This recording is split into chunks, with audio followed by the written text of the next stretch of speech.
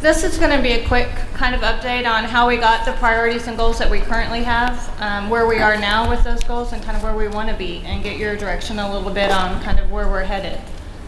Originally in 2000 was the first iteration of the priorities and goal kind of structure that we have now. Council looked at the citizen survey results, our SWOT analysis, and some financial plans, and created the first set of city priorities and goals. Each year we continue to update the SWOT analysis, we continue to update the financial plans, and after this time we began linking our new programs to the priorities to kind of put our money where our mouth is, so to speak. Again, the initial goal here was a 5-year update. Every 5 years we'd go back and look at their priorities, and every year we would update the goals and set kind of high, medium, and low priorities on those goals annually. That's kind of what we had in mind back in 2000. So 5 years later, the council again looked at the priorities and goals, reviewed the SWOT analysis, and changed to the current listing of priorities that you see today. So when you look at our priorities, they're the same ones that we started in 2005. 2008, the council again met on them, just to kind of a quick update. They added a couple of new goals, modified a little bit on the goals, left their priorities the same. And then 2011, we actually had a consultant come in who took us through a process. And unfortunately, we only ended up again with a few modifications to our goals. We didn't change the priorities, we didn't change a lot there. And as you know, since 2013, we started the implementation of we created the Louisville 2025 plan, and that really took the place and the focus of where do we want to be in 2025, and kind of we've been updating that and continue to implement that plan today. So where are we now in terms of our priorities? The mission of the City of Louisville is to enhance the quality of life for our community and to provide effective municipal service. I think that's a great mission. It's the one we've had for a number of years. Our current priorities these are what you see every year during the budget process. They're centered on infrastructure, controlling cost, maintaining financial stability, cultural recreational activities, safety and security, our economic base, transportation, our workforce, and then the community's image and citizen involvement. But as you can tell, those priorities are fairly broad, and they're similar to most of what you would see at most cities. There's not a lot of difference here. What we might want to do within the next couple of years is look at refreshing the language a little bit, updating the lingo some. You know, there may be a focus on technology or sustainability or some of those items that we don't particularly call out here. But that's something to think about for the next few years. The goals, I'm not going to go through the whole list of goals. There's several, but I wanted you to see that again they're fairly broad, and they do cover most of the services that the city provides. I will mention that we have updated them over the years a couple of times when we've seen that like on this one, for example, the Music City Hall, it was Vista Ridge Mall. We've changed that to be more accurate. When we see things like that, we go ahead and update it in the process. So that's kind of our priorities and goals, the way they look today. The next section I'm going to talk about is where do we want to be? And this is where you come into play a little bit more. For 18-19, we are going to continue to use the goals that we currently have, make modifications to them if we need to, change the wording a little bit to be more accurate, but basically they'll stay the same. We'll continue to develop our budget using both the city priorities and the big moves, because we link all of our new funding to both of those. We want to make sure that we're putting our resources where we have direction from our citizen and our council. For 19, 20, and 21, though, our recommendation is really to begin community engagement process on the Louisville 2025 plan, which Donna mentioned a little bit earlier during Kent's presentation about trying to we'll be halfway through the plan at that point. It might be a good time to start looking at it, how we're going to finish it. And at that point, we could utilize the Louisville 2025 committee to really help us try and figure out a better way to maybe consolidate or build in our internal priorities with our big moves, only because both are really geared to where do we want to be in 5 years. And so for internally, I don't know that it makes a lot of sense to keep those separate and to keep having us tie to both.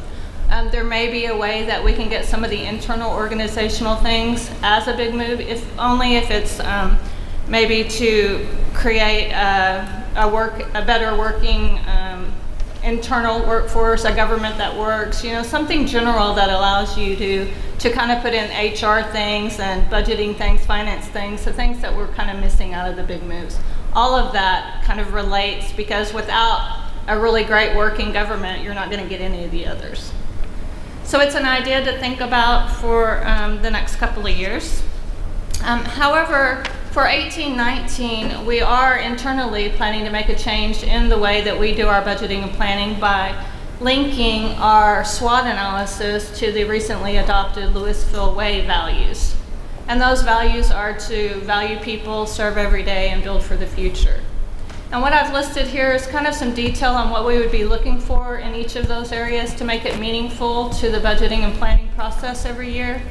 And also, we're hoping this is a better way to ingrain the Louisville Way into our organization, just another step in making sure that we put that permeate through the organization. We're also in the middle of appointing some committees to look at our performance evaluation and our performance reward systems. And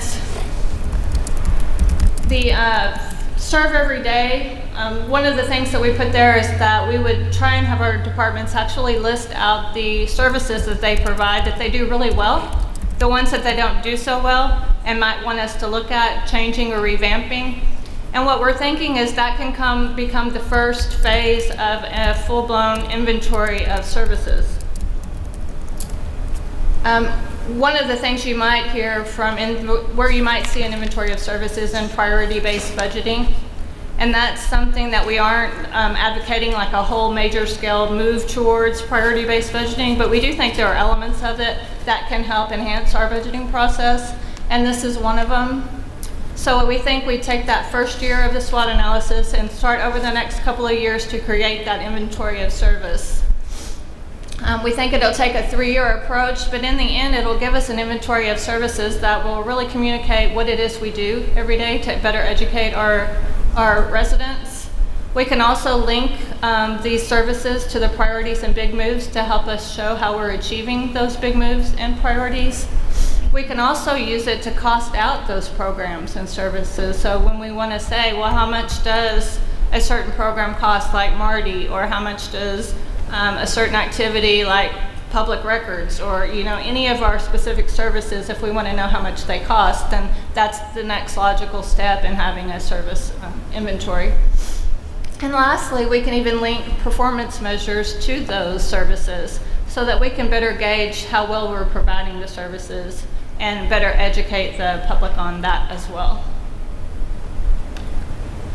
What I've put here is a couple of examples. There are a million examples out online if you want to go out and look. These two, one of them showed, the yellow one shows kind of a list of services, and they've actually put in metrics at the end of it to tie to them. So that was an example of some that they're showing how well they're doing in their services.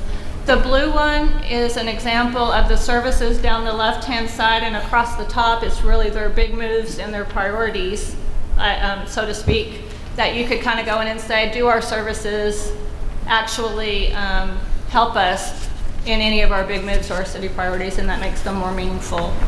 So those were a couple of examples. The last thing I wanted to talk about was a citizen council engagement platform on our actual CIP and our strategic planning processes. This is something that you might see in the budget coming up. I hope you might see a package for this. It's a better way to put out on our website the strategic planning, and in terms of that would be our Louisville 2025 plan more than anything. Have narrative, it would have more description, it would have our updates on what we're doing currently in a more engaging platform. And this is an example from Lawrence, Kansas that I would encourage you to kind of go out and look at, that I think would be helpful for our public.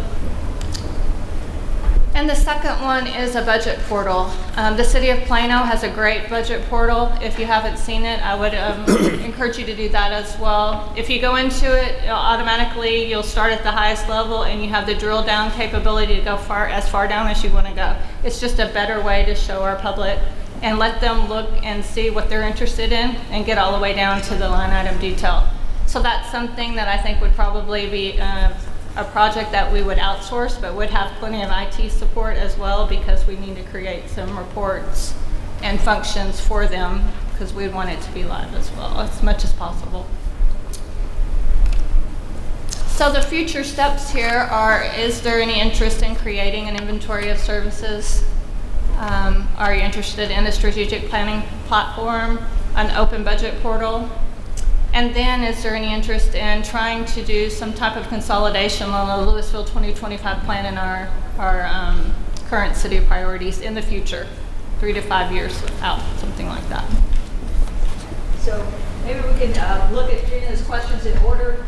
Firstly, that idea of creating an inventory of service. Is there an interest in beginning something like that? I think, Gina, that would be something that would take a couple of years to do. So it really is, do you think that would be a helpful thing to begin creating that inventory during this next year? I might add really quickly that for us on a management side, I think it's important because it gives us the ability to truly understand what it is we do. We're at such a big size. Once in a while we can get surprised that we still do something that we didn't know we were doing any longer. Also, you can come across duplication of effort that we could eliminate. Or we could be doing something simply because we've always done it, and maybe now it doesn't really quite fit into where we want to be as a city. And so this is an opportunity for us to really get a whole scale look. It's not something we would want to update every year. It may be something we do every 5 years, only because once you do it, it's such a time and labor intensive process. I think the value is there, you've updated it, you know it, and you might just want to update it sporadically. So other feedback, I see a couple heads nodding. Anybody have questions or concerns about starting? I think it ties nicely to the what we did this past year with the budget, where we said this is an average monthly and here's the service that you get for that. This is just kind of peels back the onion and really deep dives that, and so we can really see the value that comes from the tax dollar. And I think that's now even more important. Also, I think sorry, Neil. when we did the dashboard, I think we learned a lot of things about ourselves that we didn't know. And I suspect some of that knowledge will feed into this, but this is kind of like the next level of looking at, what are we doing and why are we doing it, and who's doing the same thing and who's doing two things that are alike but different ways. And like I said, doing the dashboard, we ran into an assortment of that. It's another opportunity to find the rest of it. Okay, so Gina, I think that's one to go ahead with. The strategic planning platform. Is there an interest in proceeding with that? Gina, that was the example you had from Orange, Kansas, right. And I like that.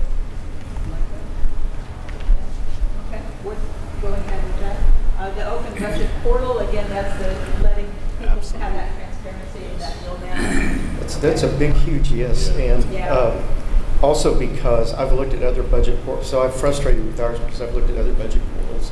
And one of the things I've noticed is that it's easy for us to understand because we understand the budget, but for the public, it's hard to digest. And most of the portals go much more into a graphic look at things. And they also, several of them kind of have when you're looking at something, it's also kind of giving you a look back up and a look down, at how this comes together. You don't tend to see numbers, just numbers for numbers until you drill down to the last dollar. Right, and it's akin, I think, to the way we do our performance metrics right now, and being able to provide data sets in the future so that somebody can look at it any way they want to. We're kind of force feeding the way we show our budget now, but this portal would give us that flexibility for them to look at it in any way that they want to look at it. So yes. I think it's I love it.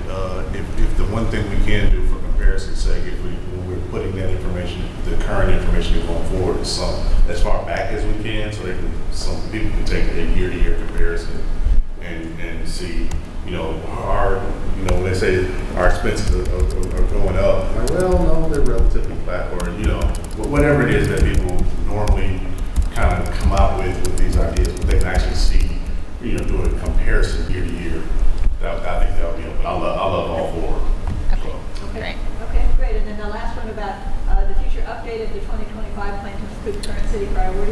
Yes. So I think Gina's kind of described what that would be about and the idea of meshing those together.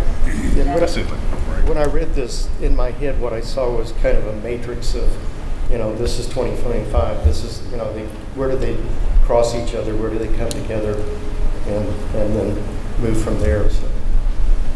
So often with the priorities, it's easy to link them. So if you look at thriving neighborhoods, it makes perfect sense to me that that's fire and police service, right?